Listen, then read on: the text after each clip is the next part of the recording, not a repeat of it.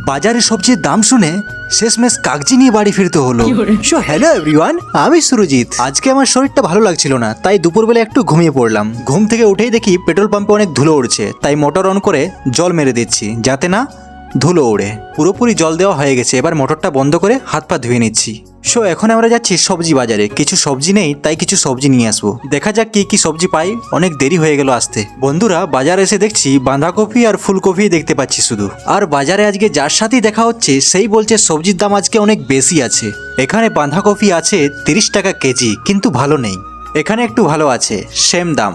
আর সাথে ফুলকপিও নিয়ে নিলাম। আরও অনেক কিছু সবজি আছে, কিন্তু এদিক ওদিক না তাকিয়ে দাদাকে বললাম, দাদা কাগজি কত করে পিস? দাদা বলল 10 টাকায় দুটো। আমি বললাম, দাদা 20 টাকায় 5টা নেব। দাদা বলল, ঠিক আছে নাও। বাজারে সবজির দাম শুনে কাগজি নিয়ে ফিরতে হচ্ছে।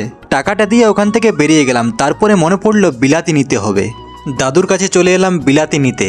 দাদু বলছে 50 টাকা কেজি বিলাতি। সো বন্ধুরা, তোমাদের ওখানে সবজির দাম কিরকম কমেন্ট করে জানাবে। আর দাদুর কাছে বিলাতি নিয়ে চলে এলাম ফ্রাই করা ডিম সিদ্ধ খেতে। এখানে ডিম সিদ্ধকে মাঝে মাঝে কেটে ফ্রাই করে 10 টাকা করে বিক্রি করে। ডিম সিদ্ধ খেয়ে বেরিয়ে পড়লাম। আর আজকের এই ভিডিওটা এখানেই শেষ করলাম। দেখা হচ্ছে পরের ভিডিওতে। Okay guys, by.